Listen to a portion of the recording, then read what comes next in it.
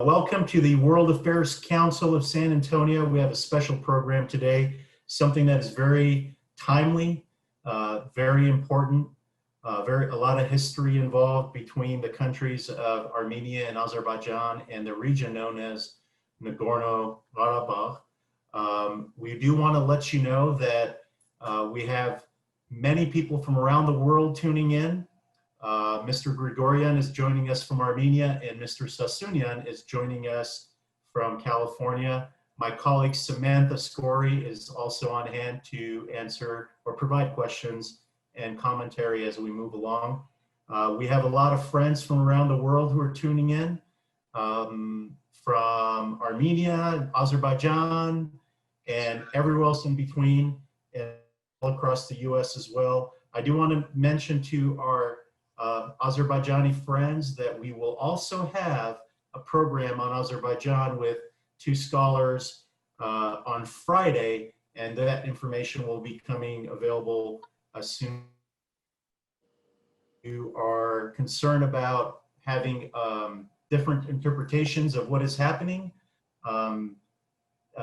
please keep a lookout on our social.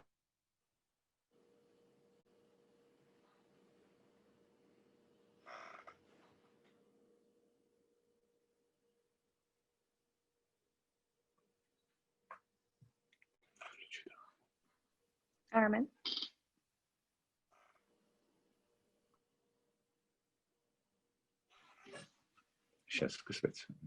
Looks like he's frozen. Okay, well, we will just continue on through.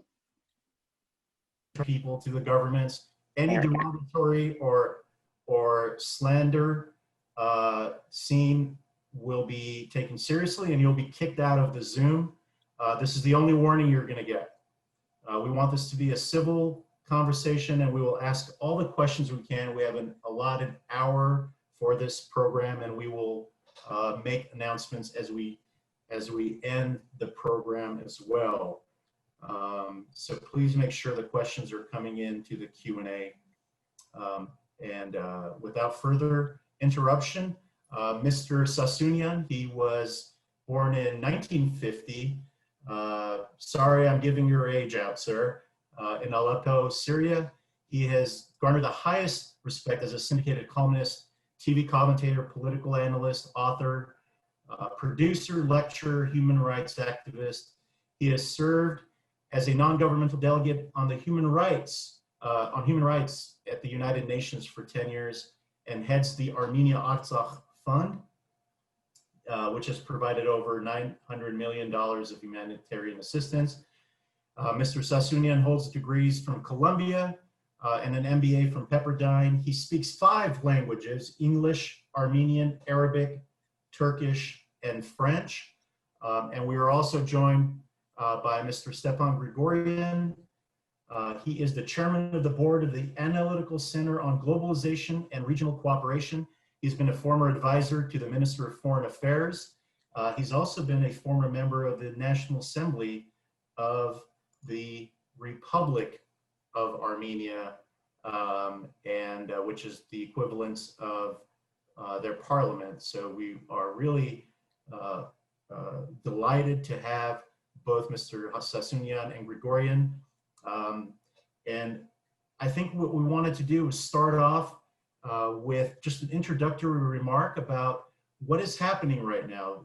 The conflict, the most recent conflict, started just 9 days ago or so, as far as it escalating. And there have been casualties on both sides. This region of Karabakh is inside Azerbaijan, but is controlled and run by ethnic Armenians. There is involvement from countries like Turkey and Russia. Iran is also known to have thinking of doing a peace deal as well. There's so much going on. So between today and Friday, we are going to learn a great deal about what is happening. And if Mr. Sassounian, I could have you go first, give us your initial thoughts about what the most recent issue is. Well, first of all, my heart goes out to the victims on all sides. they're mostly young men who are just starting their lives, and they have fallen victim to this conflict. I hope, I wish we could have avoided such losses on all sides, as I said.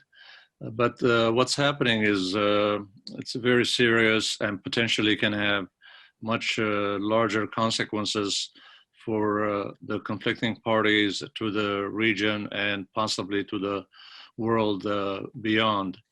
This conflict goes back to a long time.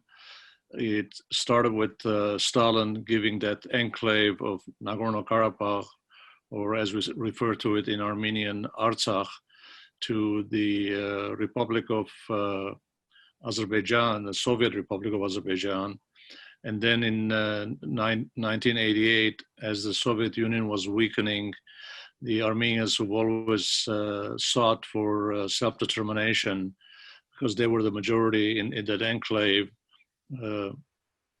they sought their independence and self-determination, and they rebelled and declared their independence, which the Azeris did not take too kindly, and there was a conflict, started with skirmishes, then became a all-out war, and there were a large number of killings. Soldiers and combatants fought and died and were killed in a large number. And finally, there was a ceasefire signed in 1994 between the parties, and that ceasefire, even though it was not total, but it has mostly held with periodic clashes and shootings across the border, and sometimes it flares up to much larger attacks. And the most recent ones were the one in July 2016, and then 2 months ago in July, when the Azeri forces attacked Armenia proper, not Nagorno-Karabakh. And then the most recent one started not this Sunday, but the Sunday before, 8 days ago, and that has really escalated with the unfortunate support and military participation of Turkey on the side of Azerbaijan, and Turkey has also brought a lot of Islamist jihadist terrorists from northern Syria, paying them a couple of $1,000 a month salaries, and we're told that they will be doing guard duty, which turned out to be fighting on the front lines. And Armenia so far has been supporting Artsakh, as they have all along, but there's no other outside involvement, not even Russia on the Armenian side. So that's where we are today, and there's been major efforts to intervene by Russia, United States and France, the United Nations, Germany, and many other countries trying to establish ceasefire and return back to the negotiating table. That's where we are now as the fighting continues, with attacks on civilian populations and a large number of deaths of military personnel.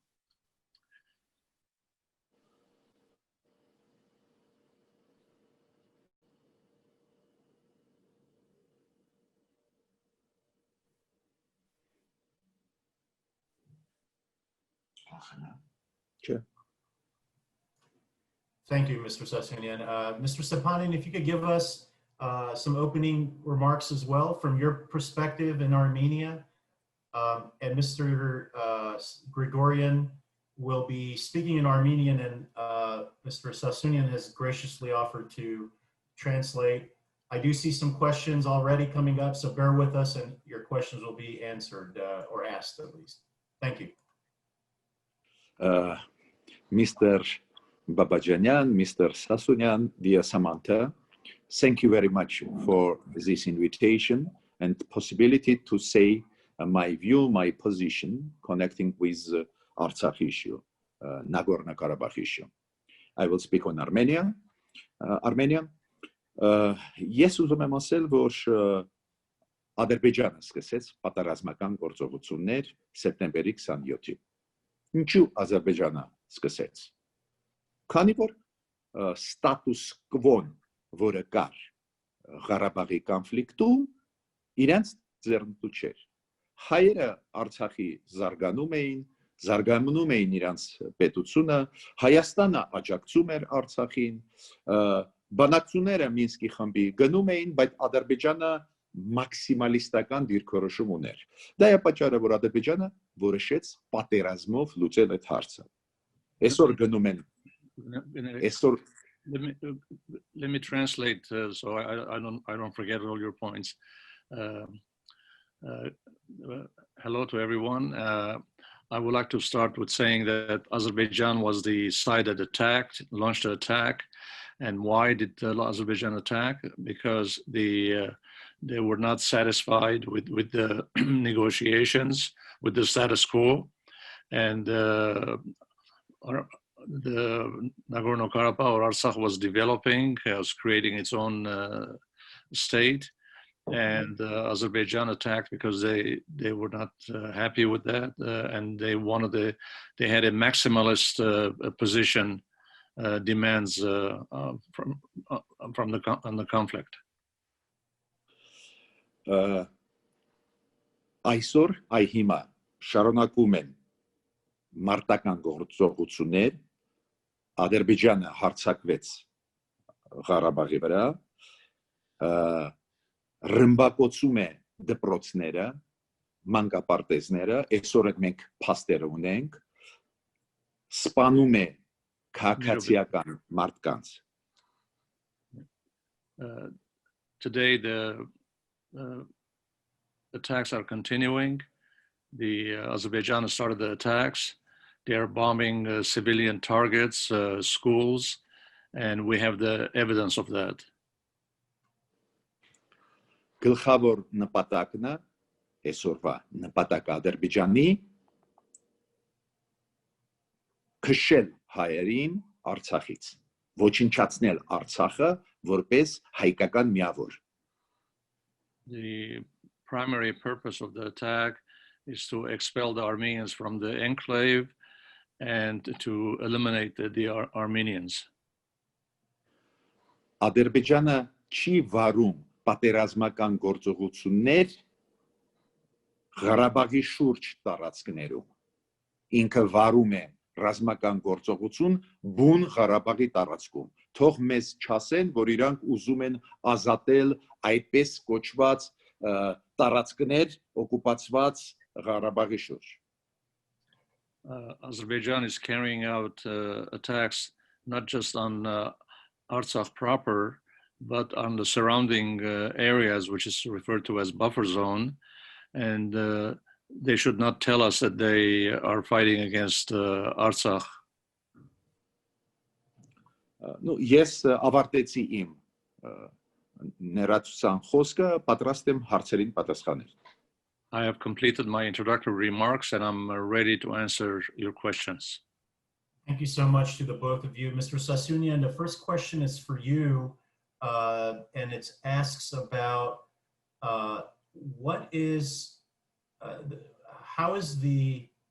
can you refer to which document, they use document that states that Qarabağ enclave was given to Azerbaijan? What is the proof, I guess, that it was given to Azerbaijan?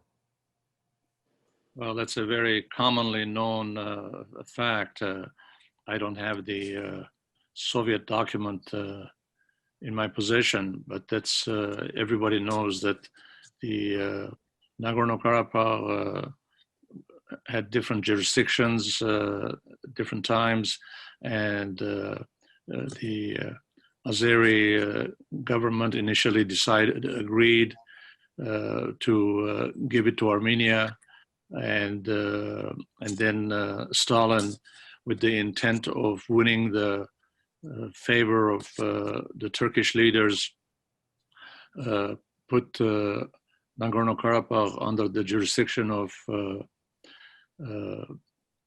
Azerbaijan. Stalin also gave another larger enclave called Nakhichevan,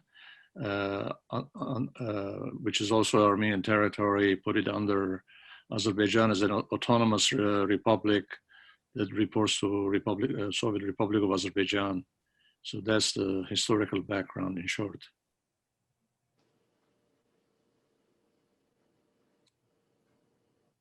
So there are also, and maybe this is for either of you, historically speaking, that area, there's a question in there about why Armenians are in Karabakh. What gives, the real question is what gives them the right to be there? Is there some historical perspective of why there are so many Armenians there? Well, I'll go first and then turn over to Mr. Grigoryan. But the Artsakh or Nagorno-Karabakh has been populated by Armenians for more than a couple of thousand years. Just for the record, we're talking about period where there were no Azerbaijan in existence and no Azeris in the region. They came much later to the region, and Armenians have been living there. It's not a recent phenomenon, contrary to what Azerbaijan claims. This is part of historic Armenia. So Armenians were always there on their own native land.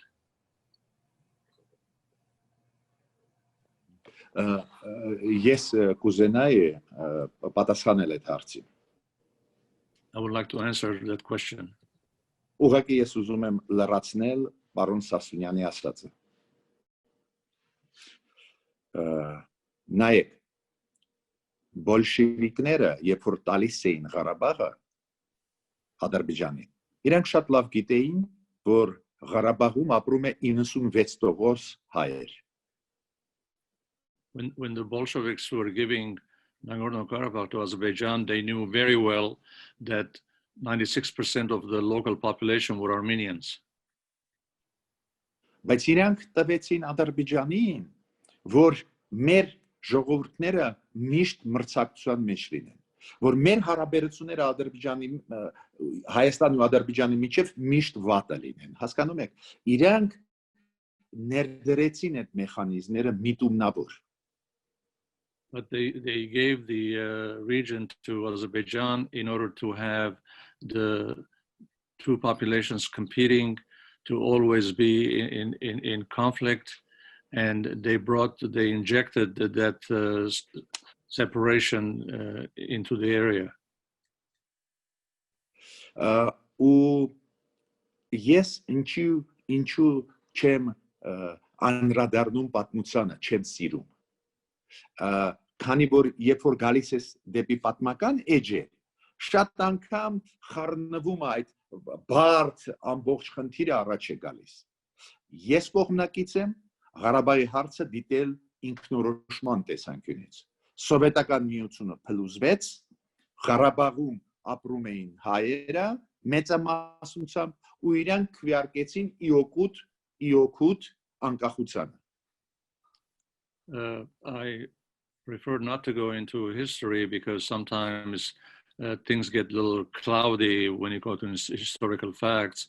But what I would like to say is that when the Soviet Union was collapsing, the Armenians and Karabakh overwhelmingly voted for independence to be separate from Azerbaijan.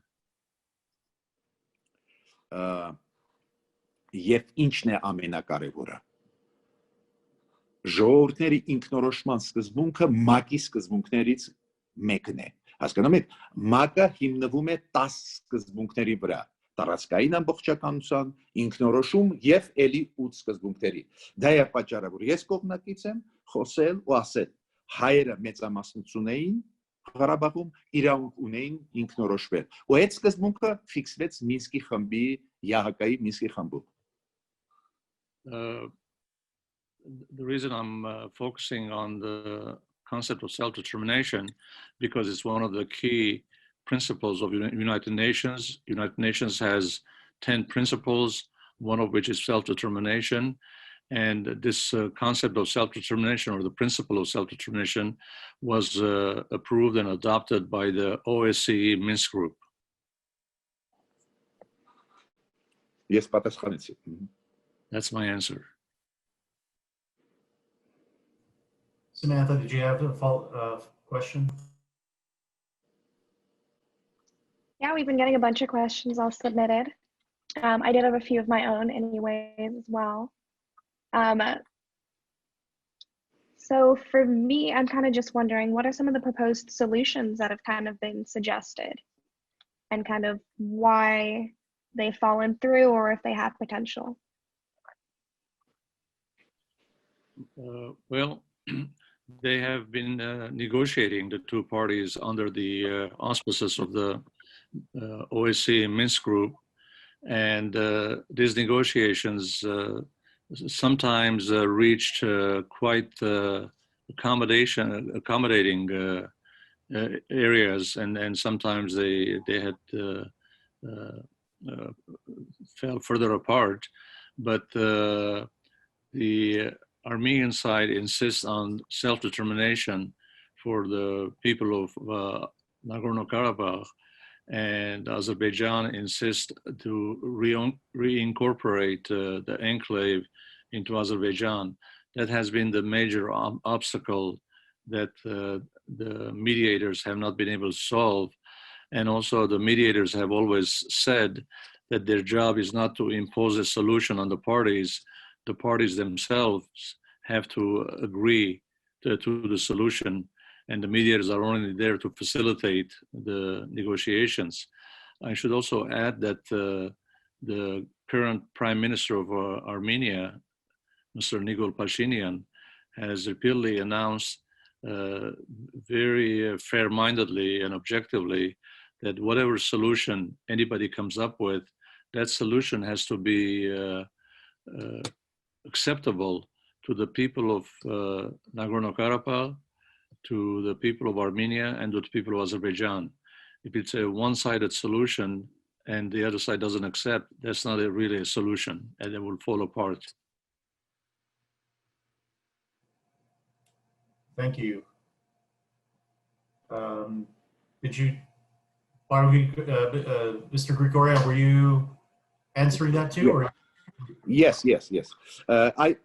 Ես ուզում եմ ասել, որ գլխավոր ֆորմատը, ձևաչափը Ղարաբաղի հարցի դա ԵԱՀԿ-ի Մինսկի խումբն է։ ԵԱՀԿ-ի Մինսկի խմբի շրջանակներում պատրաստվեցին մադրիդյան սկզբունքներ։ Այդ մադրիդյան սկզբունքները այդ ամեն ինչ իր մեջ պարունակում են։ Եվ ինքնորոշման սկզբունքը, եւ տարածքային ամբողջականությունը։ Ու շատ իզուր, որ Ադրբեջանը սկսեց պատերազմ ու քանդեց այդ մադրիդյան սկզբունքների կառուցվածքը։ I would like to say that the OSCE Minsk Group is the format where under which the negotiations take place, and OSCE has in mind two principles: the principle of self-determination and the principle of territorial integrity.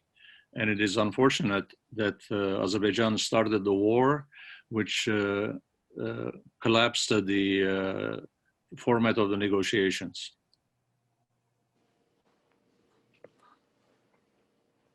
There are so many questions coming through, and there's a gentleman who said that there's a document about the independence and when Karabakh was given to Azerbaijan, which he doesn't agree with. If you could provide that source in the chat room, because of time, we'd really appreciate it. If you have some information that is you think is relevant, we are keeping an eye out there about that. So please share those links, or if it's an attachment, you could send it to us. We'd be happy to share it with the audience after the program as well. How about a little bit about the sphere of influence in that area for countries like Russia and Turkey, who some say are taking advantage of these two ethnic groups in the region. Is there any truth to that? Is it what's in their best interest, and also where does Iran fall into all this?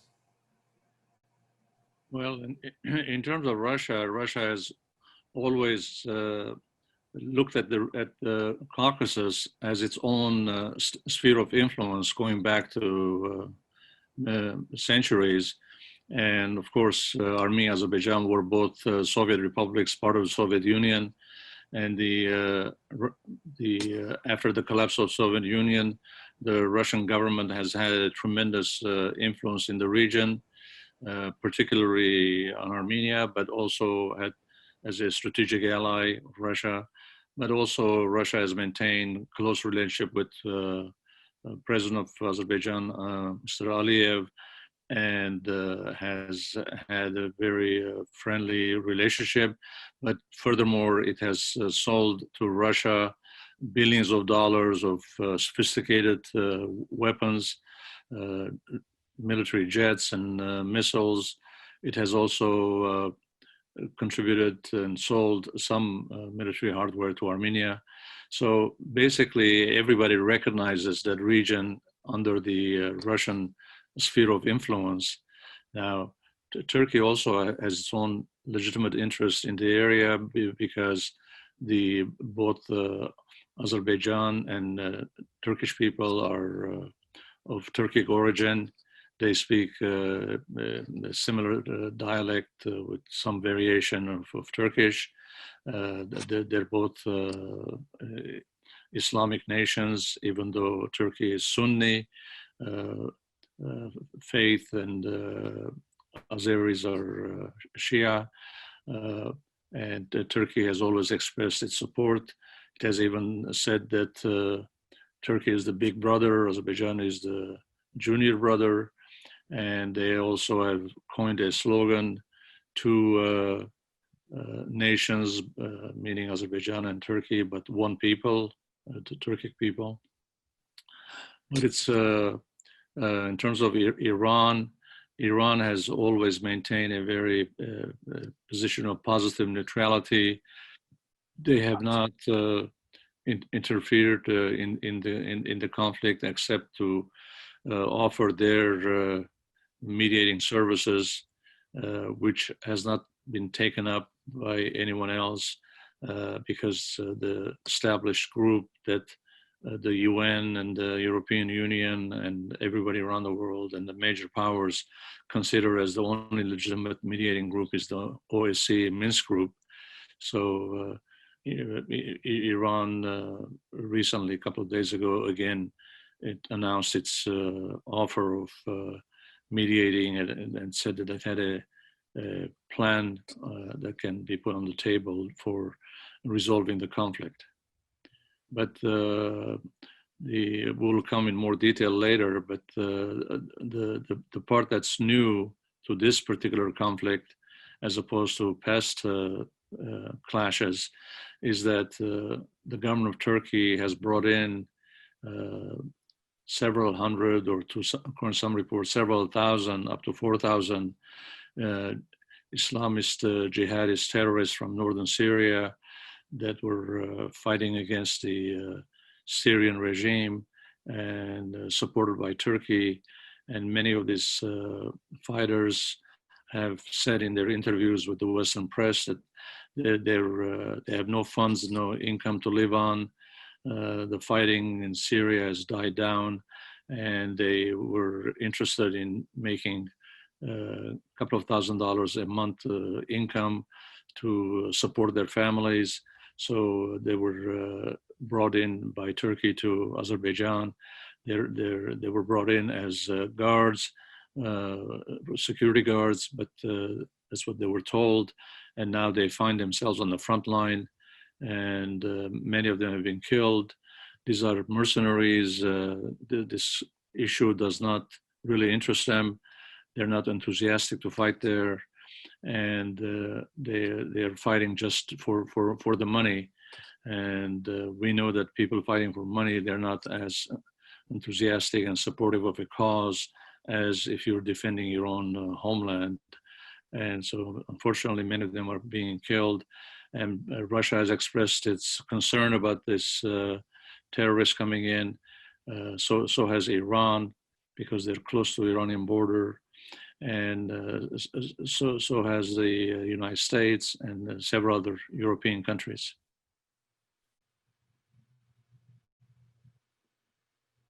Mr. Grigoryan?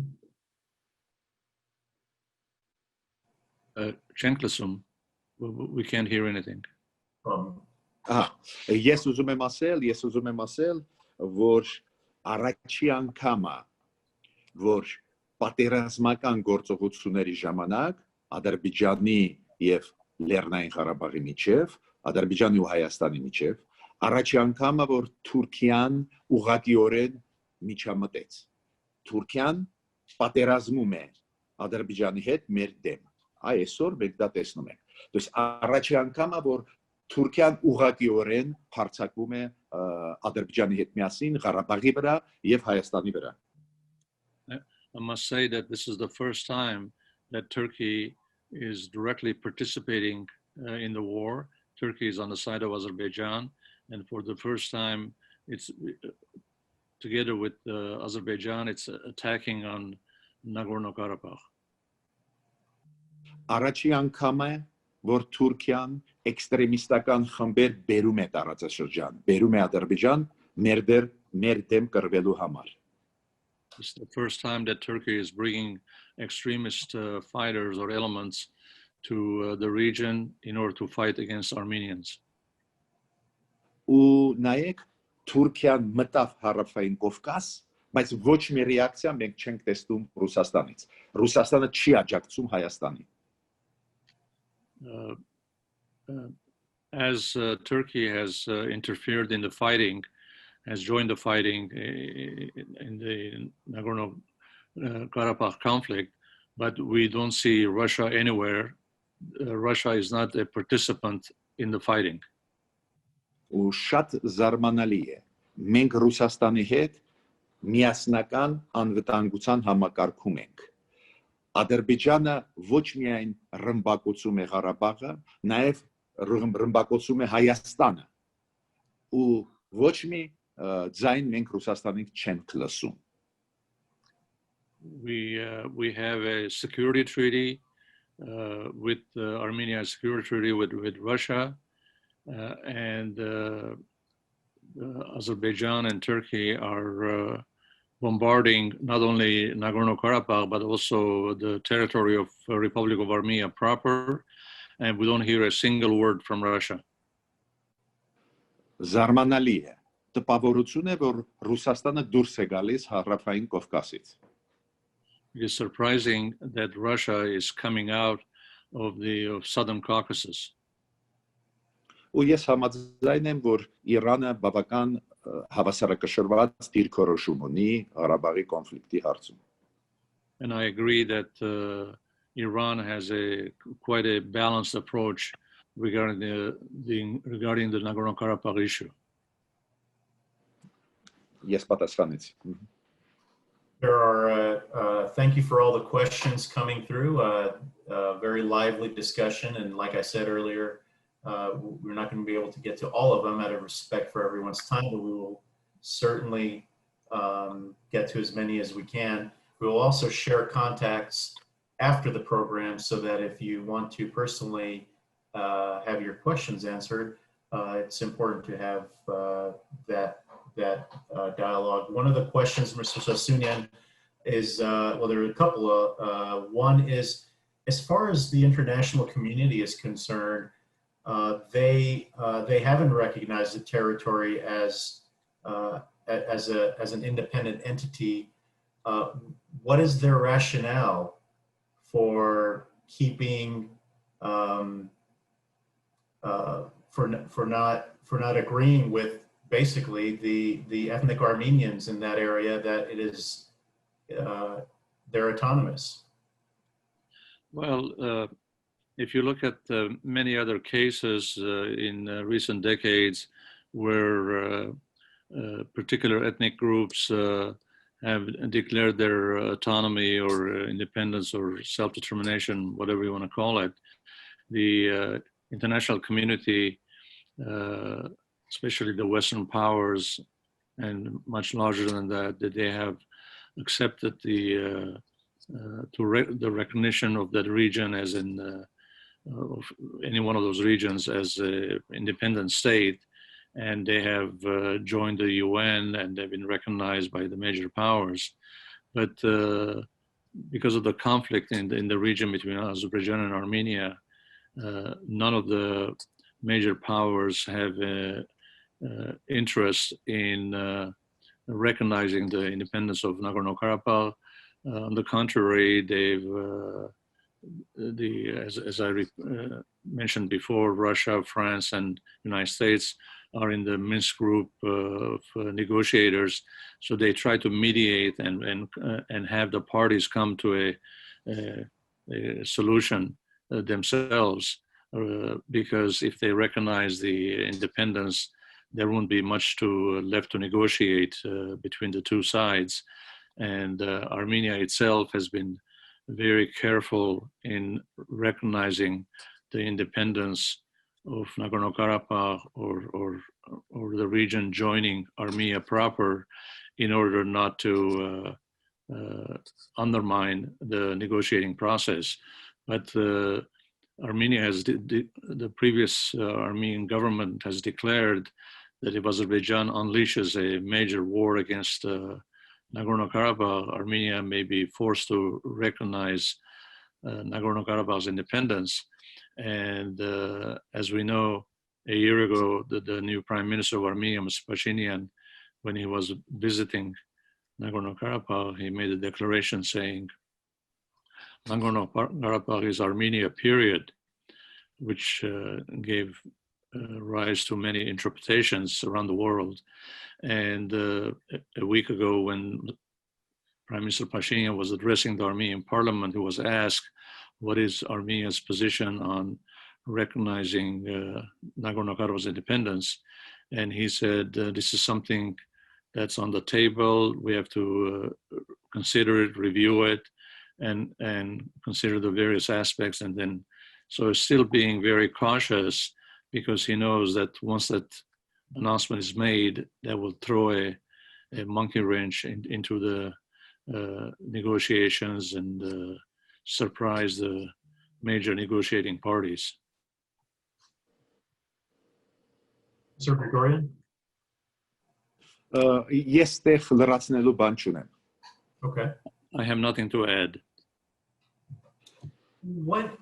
What has the one of the questions is what is the the U.S. is the United States in various administrations has I guess you could say has played at least outwardly a neutral role, although there are some intimations of, well, not intimations, but there's the oil reserves in the Caspian and whatnot, and there's some interest there. And of course, you have the Armenian diaspora as well, who and the Armenian National Committee. You have a lot of external forces that are adding pressure. But what is with this recent conflict? What is the U.S.'s role, and can they play a bigger role? Well, the United States has not taken any role in actual militarily in the conflict. It has been one of the three leaders in the Minsk group of mediators trying to find an amicable solution. But we know that the United States has a major interest in Azerbaijan because of the oil, as you mentioned. And Armenia doesn't have oil. And also Azerbaijan played a role when the war in Afghanistan was going on, and in resupplying the US Air Force jets when they landed in Baku on their way to Afghanistan. Azerbaijan was helpful. And about 20 years ago, the US Congress passed a resolution called Section 907, which placed a a ban on any aid to Azerbaijan, which subsequently U.S. presidents have received the right to circumvent it by adopting a decision that they will waive the ban temporarily, which has been in place for many years. During the most recent fightings, on the day of the fighting, President Trump was giving a press conference, and he was asked by a reporter about the conflict, and he said very shortly, he said, "We're aware of it, I know about it, and we'll see what we can do about it." And he hasn't said anything, of course, since then. He's caught the coronavirus, he's in the hospital. And but Secretary of State Mike Pompeo has made a few comments about the conflict, and he also has expressed his serious concern about the involvement of the mercenaries, the jihadist fighters in the conflict, and so have others. But the U.S. Has really not done anything serious. Mostly the key active party is Russia, as I said, because it's in the Russian sphere of influence, and France and the United States have just joined in the effort. Ես ուզում եմ ասել, ինչն է իմ կարծիքով կարևոր մեզ համար, որ օգնի Միացյալ Նահանգները այսօր, որ հարցերն են կարևոր այսօր Միացյալ Նահանգների քաղաքականության մեջ, քանի որ այս պայերին փորձ է արվում Թուրքիայի ու Ադրբեջանի կողմից ցեղասպանություն կատարել Արցախի հայերի դեմ. I would like to say that right now what's happening is on the part of Azerbaijan and Turkey, they're trying to commit a genocide against the Armenians. Այս պահին Միացյալ Նահանգները ոչ թե պետք է քննարկեն Ղարաբաղը ոնց պետք է լուծվի, Մինսկի խումբ, Միացյալ Նահանգները որպես ժողովրդավարական պետություն պարտավոր են զգուշացնեն Թուրքիային, որ կպատժեն Թուրքիային, եթե ցեղասպանություն սկսվի. At this time, the United States should not try to find solutions, ideas for the Karabakh conflict, but should tell Turkey that if they initiate a genocide against Armenians, that Turkey would be punished. Այսօր պատկերը շատ հետաքրքիր է. Երկու տոտալիտար երկրներ, Թուրքիա եւ Ադրբեջանը, ուզում են խեղդել դեմոկրատական Հայաստանը.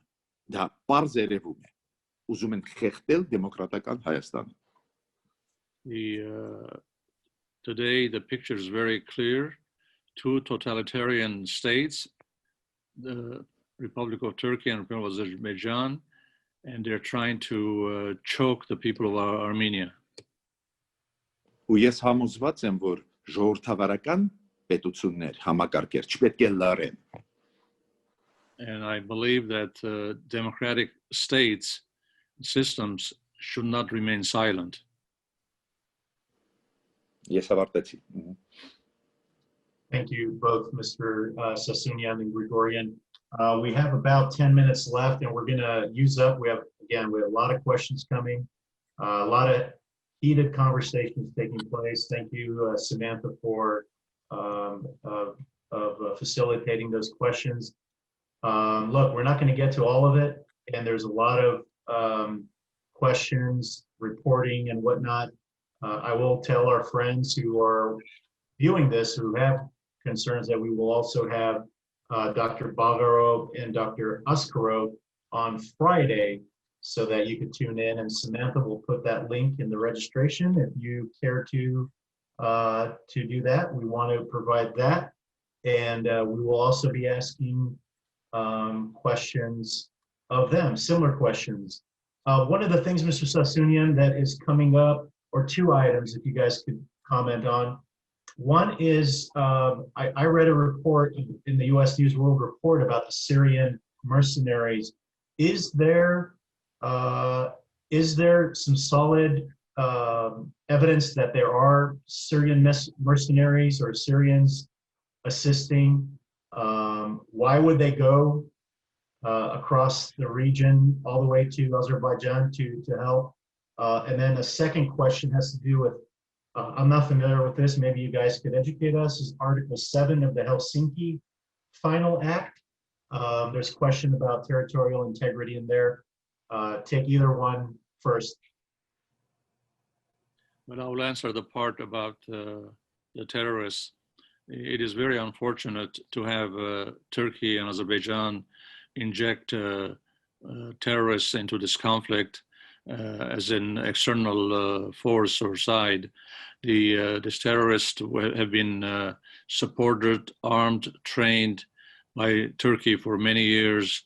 They facilitated their access to Syria from Turkey, and they've in more recent times, when Turkey injected itself in another area, which is Libya, and the government of Turkey sent many of these same terrorists to Libya to fight there. And again, they were told, they were misled, thinking that they're going to just have security guard duties and not be on the front line. They were. And then when the Turkey and Azerbaijan decided to fight in Nagorno-Karabakh, they transferred many of these mercenaries from Libya to Nagorno-Karabakh. And as I said, the mercenaries are there for only one reason, for income, to support their families. And many of them were not even paid when they were sent to Libya, contrary to the Turkish promises. So they sent them to Karabakh to fight, thinking they're going to get money. And it's unfortunate that many of them are being killed because they see that around them, the Azeris and the Turks are really not fighting and pushing the jihadis to the front line. And this is a very serious issue. This isn't just another side in the fighting. We're talking about international terrorism, and every country in the world, except for Azerbaijan and Turkey, are against international terrorism. So by supporting and bringing these terrorists, injecting the terrorists into the conflict, they are becoming state sponsors of terrorism, which Turkey has been for many years in Syria. Now they're also sponsoring terrorism in Nagorno-Karabakh. And I should also add, since we're coming close to the end, that the constant bombardment by heavy artillery into Stepanakert, the capital of Nagorno-Karabakh, and to other villages, and even to the eastern border of Armenia proper, these are considered war crimes that should be taken up to international courts, European Court of Human Rights, which is already considering a request by Armenia, and also the UN. There's also a convention on not supporting training, etc., terrorists. It's a UN convention signed by Azerbaijan, but not by Turkey. So Azerbaijan is also violating the UN convention on banning the involvement of terrorists.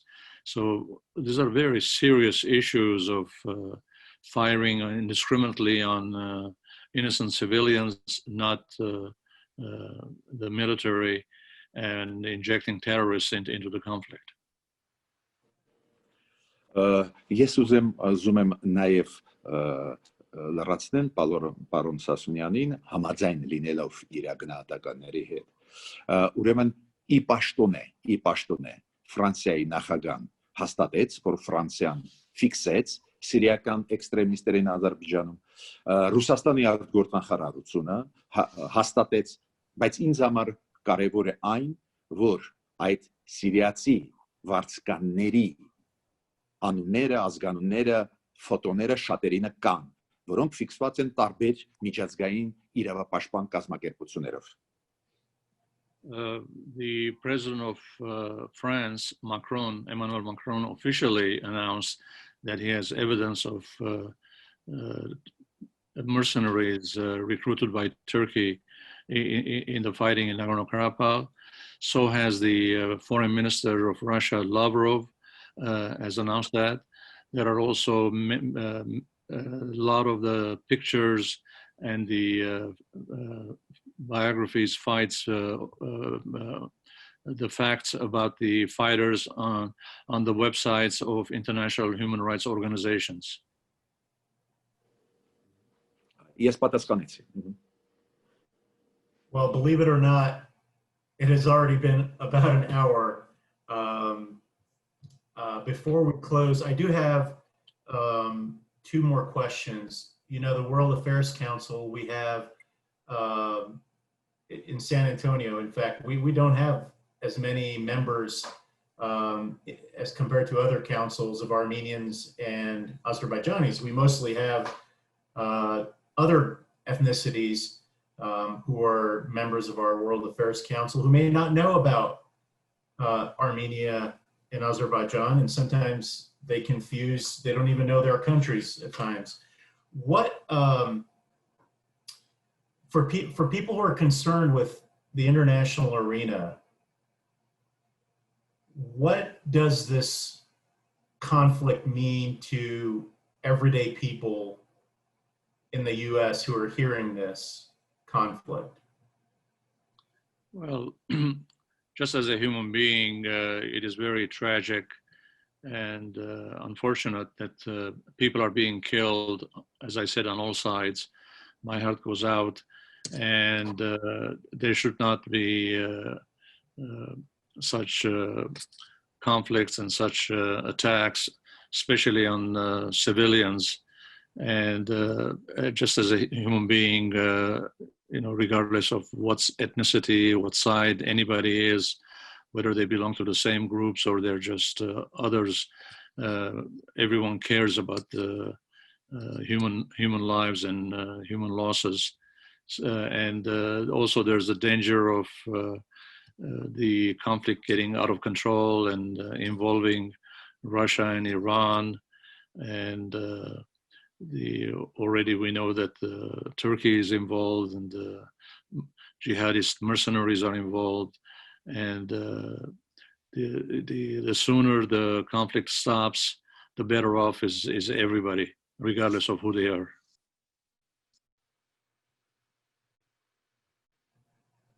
Ես ուզում եմ, որ Ամերիկայում իմանան, որ մարդկանց Արցախում այսօր սպանում են միայն դրա համար, որ իրանք հայ են։ Մարդկանց սպանում են միայն դրա համար, որ իրանք ուզում են ապրել դեմոկրատական երկրում։ Չեն ուզում Ադրբեջանի տակ ապրել, չեն ուզում տոտալիտար համակարգի տակ ապրել։ I would like to say that the only reason Armenians are killed purely because they're Armenians.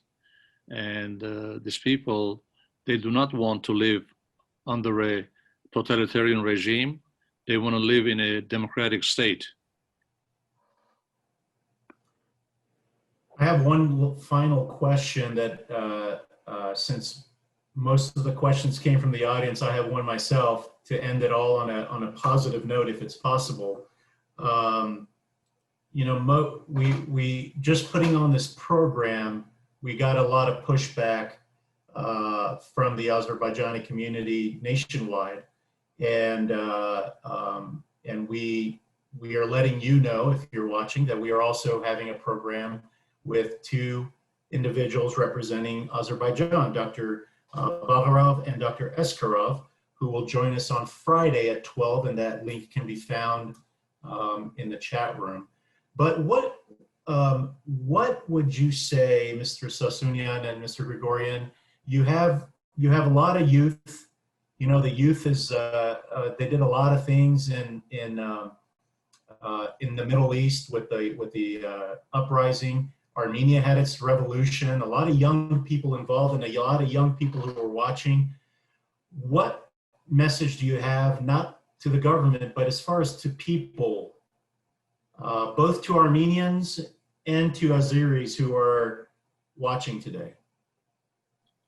Well, this is a very complex situation, and not being a partisan person, the both sides have their demands, and it's not easy to solve. If it was easy, it would have been solved a long time ago.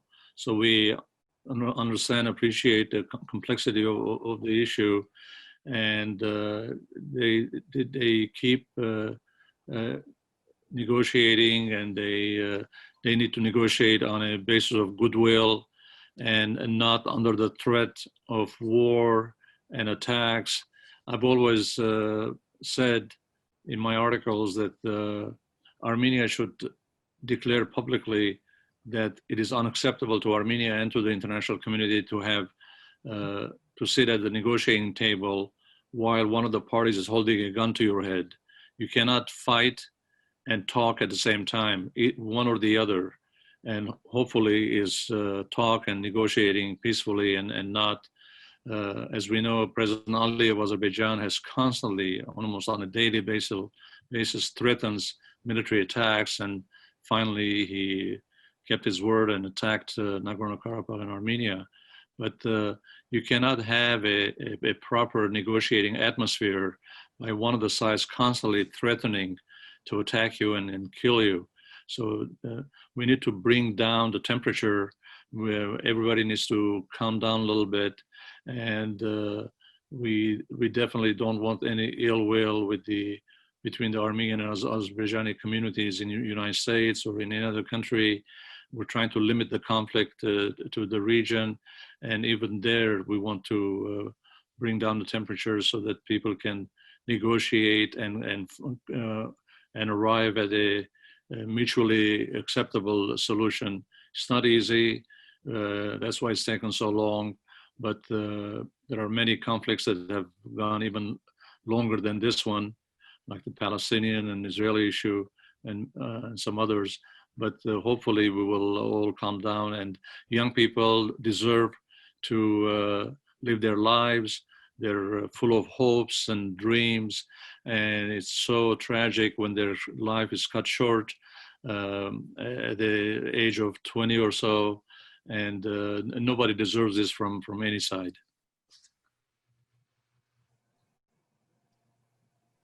Ես ուզում եմ ասել ադրբեջանցի երիտասարդներին, պետք չի դառնալ մարդասպաններ, պետք չի լսել կոռումպացված Ալիևի ռեժիմի, այդ ռեժիմը կպրծնի.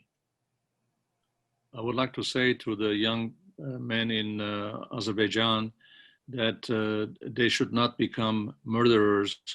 They should not become subjects of a corrupt regime. Ես ուզում եմ ասել, պետք չի սպանել մեր մայրերին ու երեխաներին, պետք չի դա անել. I would like to say that we should not kill our mothers and children. We shouldn't do that. Ու հայ երիտասարդներին ես ուզում եմ դիմել ու ասել, դուք պետք է ամեն ինչ անեք, որ սկսեք երկխոսություն ադրբեջանցի երիտասարդների հետ. And to the young people in Armenia, I would like to say that do everything possible to start the negotiations with the Azeri people. Մենք պետք է ապրենք այս ռեգիոնում միասին. Ուրեմն ավելի լավ է խոսել, բանավիճել, այլ ոչ թե կռակել իրար վրա. We are living in this region together. Therefore, it is better to talk, to have arguments and discussions than to fight. Ես պրծաշնորհակալ. Thank you. Thank you both very much. We've gone a few minutes over. I want to thank Mr. Harut Sassounian, who I didn't mention earlier, is also the, if I did, I'll repeat it again. He's the publisher of the California Courier. If you need to get a hold of him, he'd be happy to entertain your questions. He could be easily found on the web. Mr. Stepan Grigoryan, thank you so much for joining us. Samantha, for handling. I want to thank all of everyone who tuned in. I know it's not an easy topic to talk about, especially when there's a lot of passion involved and a lot of history involved. And I want to thank you all for being very respectful, mostly in the chat room. You stuck with the rules, so I appreciate that. And I apologize we didn't get to all the questions. We will reply to everyone who registered with the link to this video. And also thank you to our friend Rauf, who sent the attachment. I received it, thank you. We will share that as well about the, I believe the UN resolution question that you had. I want to thank everyone who is watching on Facebook Live. There are a lot of questions at hand. Be sure to tune in on Friday at 12. We will have a conversation with two Azerbaijani academics and specialists. So we look forward to that. And if you're not a member of the World Affairs Council, look, we bring you the way it is. We're not a morning talk show to do a debate. So we provide a platform so that organizations, individuals, academia could come and speak. And we will do that with all parties involved. And so on behalf of the World Affairs Council, please look at our website for other upcoming events. We are having a program with the General Consul of Germany on Thursday. Very special time with German-US Friendship Day and also German Reunification Day that was on Saturday. So thank you all for tuning in. Thank you for your patience. Mr. Sassounian and Mr. Grigoryan, peace and love to all of you and to everyone who is watching. You all have a great day. Thank you.